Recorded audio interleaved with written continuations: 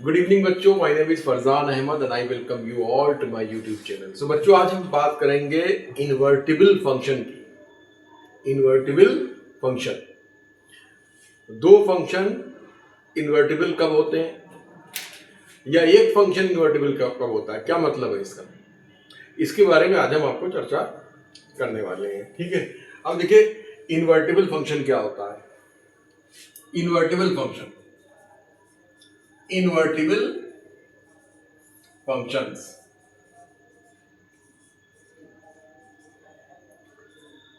देखिए बच्चों, इन्वर्टिबल का मतलब क्या, नाम से लग रहा होगा। देखिए इन्वर्ट है ना, मतलब इनवर्स की बात कर रहे हैं, उल्टे की बात कर रहे हैं। जैसे हमारे पास कोई एक फंक्शन है f from x to y, ये एक फंक्शन है, ये आपका डोमेन है, ये आपका को डोमेन है, एक्स टू वाई ये डिफाइंड है।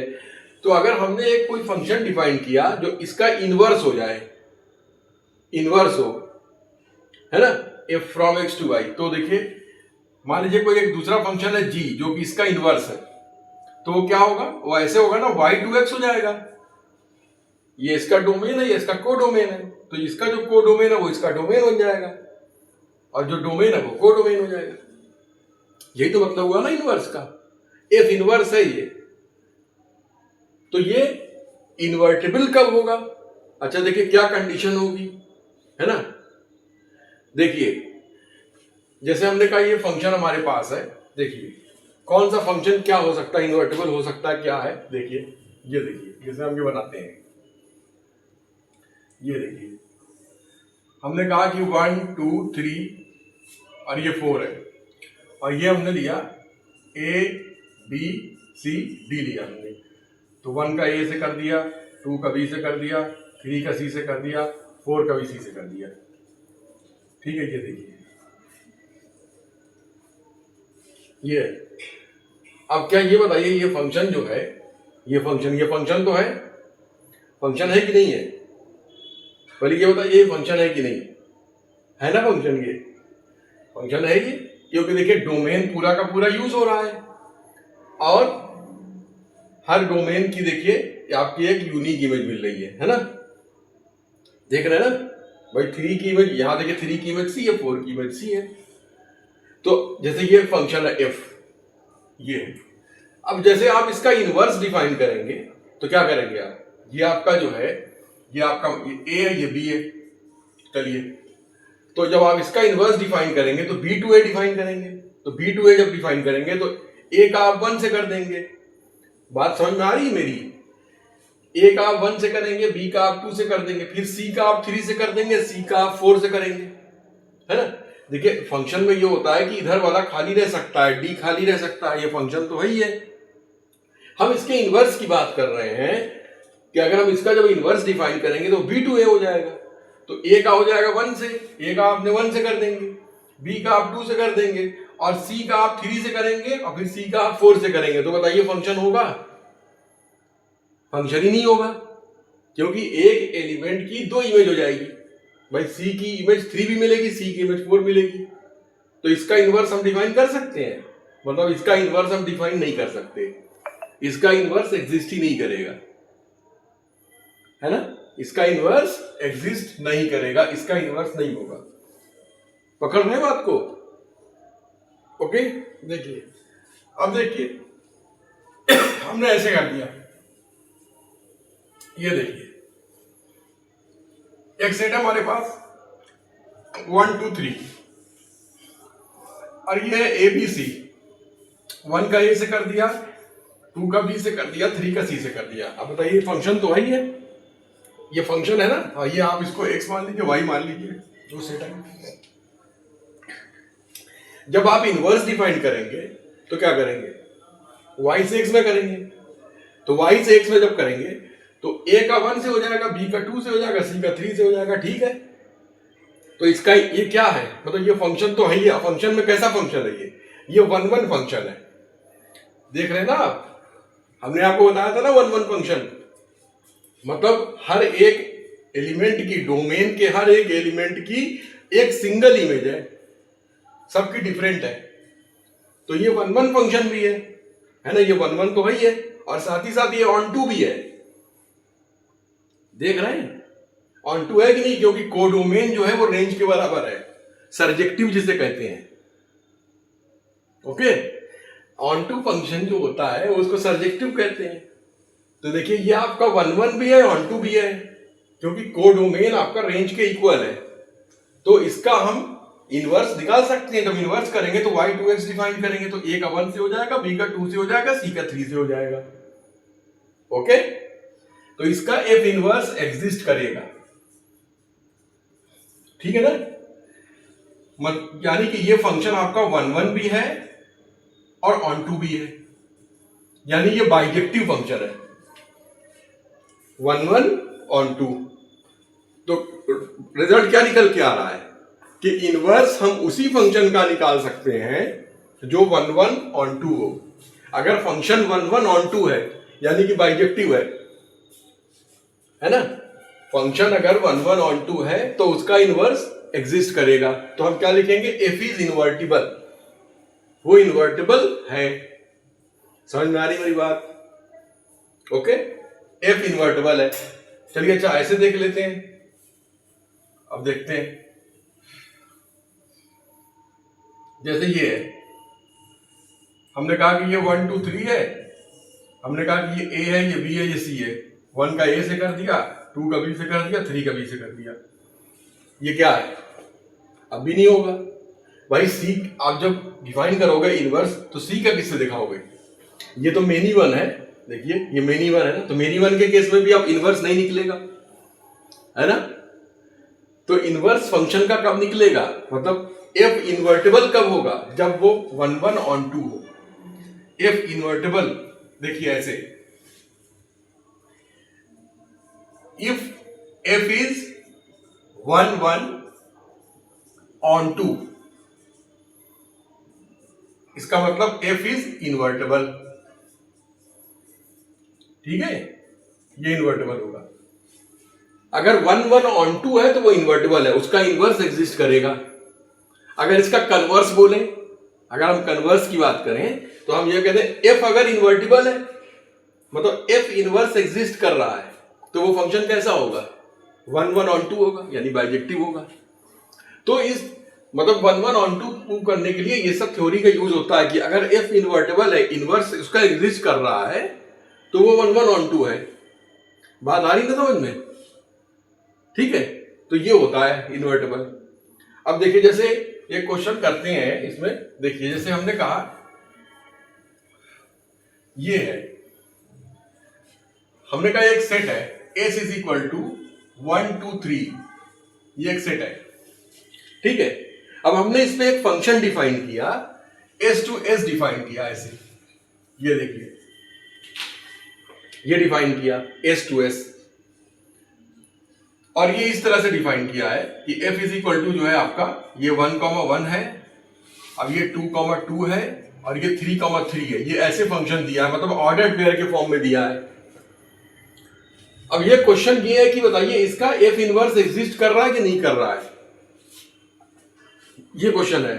फंक्शन ऐसे दिया हुआ है, इसका f इनवर्स एग्जिस्ट कर रहा है कि नहीं कर रहा है। तो आप क्या करेंगे, पहले इनवर्स किसका निकल सकता है, अगर फंक्शन 1 1 ऑन टू हो, मतलब बाइजेक्टिव हो तभी निकल सकता है। तो अब देखिए 1 1 ऑन टू है कि नहीं, देखिए 1 का 1 से, 2 का 2 से, 3 का 3 से भी है, तो 1 1 तो है ही है, क्योंकि डोमेन के हर एलिमेंट की एक डिफरेंट इमेज मिल रही है, सिंगल, है ना। और ऑन टू देखिए कोडोमेन रेंज के बराबर है। ऑन टू का यही तो होता है कि range is equal to codomain, क्यों, यही तो करते थे। तो 1 1 ऑन टू हो गया, तो 1 1 ऑन टू हो गया, इसका मतलब इसका इनवर्स एग्जिस्ट कर रहा है। और आप कैसे लिखेंगे इसका इनवर्स, तो यहां पे आप लिख सकते हैं, क्योंकि ये 1 1 ऑन टू है, ये 1 1 भी है और ऑन टू भी है, यानी बाइजेक्टिव है, ये बाइजेक्टिव है। तो बाइजेक्टिव है तो इसका एफ इनवर्स एग्जिस्ट करेगा,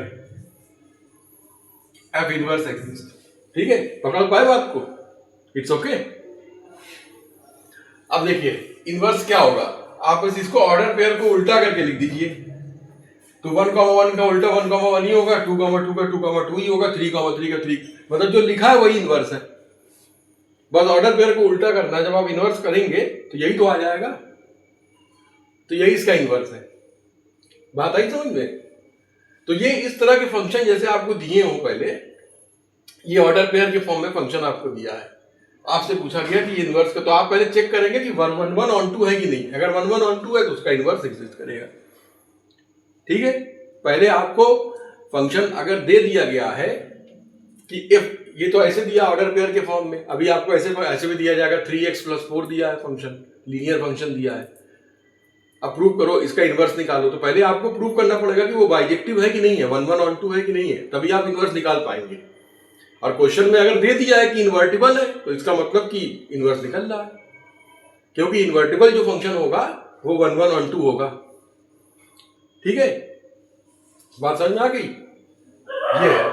अच्छा, अब देखते हैं, चलिए अब बच्चों के देखते हैं। देखिए, जैसे आपको दो फंक्शन कब इन्वर्टिबल होते हैं, दो फंक्शन। इससे पहले एक बार बताना चाहेंगे आपको आइडेंटिटी फंक्शन क्या होता है। ठीक है, आइडेंटिटी फंक्शन देखिए क्या होता है। ये आइडेंटिटी फंक्शंस, ये क्या होता है आइडेंटिटी फंक्शंस? देखिए, आइडेंटिटी फंक्शन जो होता है उसको आई से ऐसे लिखते हैं, R to R, IX = X, ये होता है आइडेंटिटी फंक्शन। मतलब डोमेन और रेंज सेम होती है, डोमेन कोडोमेन सेम होता है। अगर आप 1 रखेंगे तो क्या मिलेगा आपको? 1 मिलेगा, है ना? देखिए 1 2 3 मान लीजिए है, इधर भी 1 2 3 है, तो आप चाहे आप इसको ऐसे भी लिख सकते हैं, fx = x भी लिख सकते हैं, ये आइडेंटिटी फंक्शन होता है। ठीक है, तो उसका डोमेन और रेंज सेम होता है। देखिए 1 रखेंगे तो f1 = 1, f2 = 2, f3 = 3, f4 = 4 मिलेगा कि नहीं मिलेगा? ये आइडेंटिटी फंक्शन होता है। For every x belong to real number, ये आइडेंटिटी, इसको ix भी लिखते हैं ऐसे। ठीक है, इसका ग्राफ क्या आएगा? गेस कर सकते हैं क्या होगा? ये पढ़ा है क्यों? इसका ग्राफ क्या आएगा? देखिए, इसका ग्राफ जो होता है आइडेंटिटी फंक्शन का, ऐसे ये स्ट्रेट लाइन आएगी ओरिजिन से पास होने वाली, पढ़ा दिया आपने लाइन में, y = x, y = x ही तो है, ये आइडेंटिटी फंक्शन का ग्राफ है। ठीक है, ये। अच्छा, अब देखिए, अब दो फंक्शन कब इन्वर्टिबल होते हैं? जैसे आपको दो फंक्शन दिए हैं f और g, ये कब इन्वर्टिबल होंगे? दो फंक्शन, एक दिया है f from R to R, ये फंक्शन है, एक दिया है g from R to R, ये फंक्शन है। अब ये इन्वर्टिबल कब होते हैं? Two functions f and g are said to be invertible to each other if हमने f का कंपोजिशन निकाला g के साथ, मतलब फॉग निकाला और गॉफ निकाला, और वो दोनों क्या आ जाए? x आ जाए। फॉग और गॉफ दोनों क्या आ जाए? x आ जाए। x का मतलब क्या चीज? आइडेंटिटी फंक्शन आ जाए। ये देखिए x लिखा है ना, ये ऐसे लिख देते हैं सही से, x आइडेंटिटी फंक्शन आ जाए।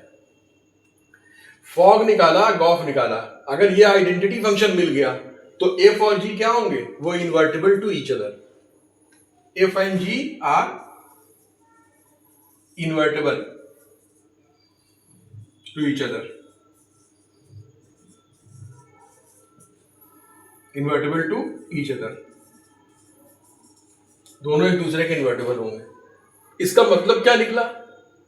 इसका मतलब ये निकला कि f का जो इन्वर्स होगा वो g होगा और g का जो इन्वर्स होगा वो f होगा, ये मतलब हुआ। ठीक है, ये है कि दो फंक्शन आपको दिए हो, हमने फॉग निकाला, गॉफ निकाला, अगर निकालने पर, सॉल्व करने पर दोनों x आ गया, x का मतलब आइडेंटिटी फंक्शन आ गया, तो वो दोनों फंक्शन एक दूसरे के इन्वर्टिबल है। और इसका मतलब ये निकला कि f का इन्वर्स g है और g का इन्वर्स f है।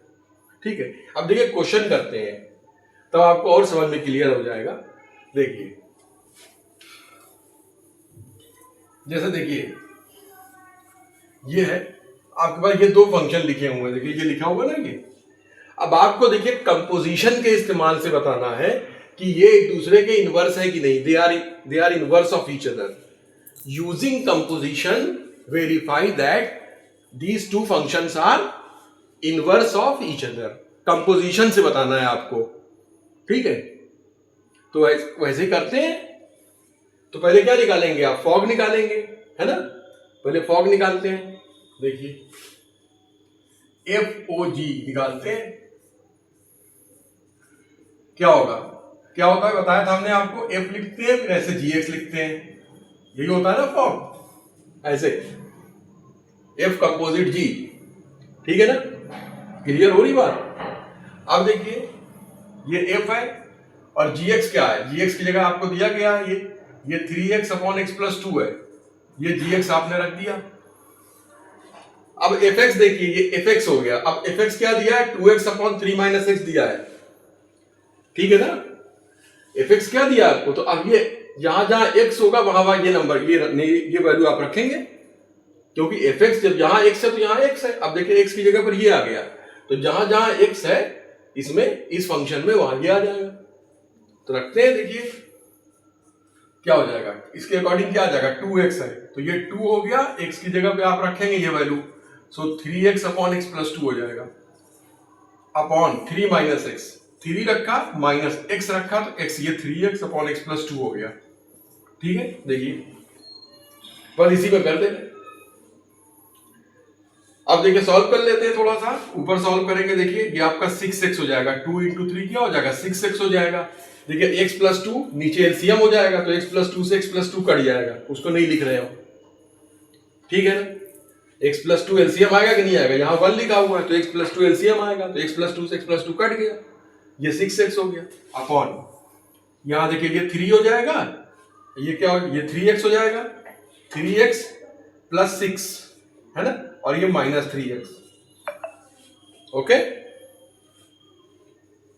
पकड़ पा रहे बात को, अगर पकड़ पा रहे हैं तो आपने सही पकड़ा है, सही पकड़े हैं, ठीक है। तो देखिए ये 3x से 3x कैंसिल हो गया और ये 6x अपॉन 6 x हो गया। देखिए x आया कि नहीं आया, मतलब फॉग निकाला हमने तो x मिला हमें। x क्या होता है, आइडेंटिटी फंक्शन होता है, लेकिन फॉग निकालने से काम नहीं चलेगा, आपको गॉफ भी निकालना होगा, आप इसको नोट कर ले। ओके चलिए अब गॉफ निकालते हैं।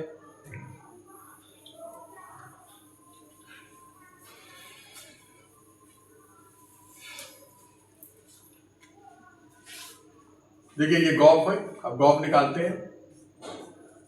तो ये क्या है, जी एफ एक्स, क्या बताया था आपको, पहले जी लिख लिए और फिर यहाँ एफ एक्स लिख दीजिए, ये हो गया, ये जी हो गया। एफ एक्स क्या दिया है आपको, 2x अपॉन 3 माइनस एक्स, ये क्या दिया है, 2x अपॉन 3 माइनस एक्स दिया, ये हो गया। अब देखिए ये कैसे चेंज होगा, अब ये x है, देखिए जी एक्स, अब ये x की जगह पे पुट होगा जी एक्स में, है ना। तो क्या हो जाएगा, 3x, यानी कि 3 इंटू ये 2x अपॉन 3 माइनस एक्स हो जाएगा, अपॉन x प्लस 2 है तो x की जगह ये रखेंगे, 2x अपॉन 3 माइनस एक्स हो जाएगा और ये प्लस 2 हो जाएगा, ठीक है। Okay, you can note it down, right. ठीक, अब देखिए रब कर देते हैं। अब देखिए 3 माइनस एक्स एलसीएम हो जाएगा ना यहाँ पे, और ये 3 माइनस एक्स है तो ये कैंसिल हो जाएगा, इसको हमने डायरेक्ट कैसे कैंसिल कर दिया, ये नहीं लिख रहे। और 3 इंटू 2 क्या हो जाएगा, 6x हो जाएगा, अपॉन यहाँ देखिए ये आपका 2x है और फिर यहाँ देखिए 3 माइनस एक्स एलसीएम लेंगे तो यहाँ पे 6 हो जाएगा और ये माइनस 2x हो जाएगा। अब देखिए 2x से 2x कैंसिल हो गया, ये आपका आ गया 6x अपॉन 6 और 6 से 6 कैंसिल हो गया, ये भी x आ गया, देखिए ठीक है। गॉफ निकाला वो भी x आया, x क्या आइडेंटिटी फंक्शन, तो यही तो है ना कि फॉग निकाले और गॉफ निकाले, अगर वो आइडेंटिटी फंक्शन आ गया तो दोनों एक दूसरे के इनवर्स है। तो आप लिख दीजिए, सिंस आपने एफओजी निकाला इज इक्वल टू जीओएफ निकाला, ऐसे लिखिए, ये लिख दिया, आइडेंटिटी फंक्शन आया, ठीक है। तो इसका मतलब क्या हुआ, this implies that f and g are inverse of each other.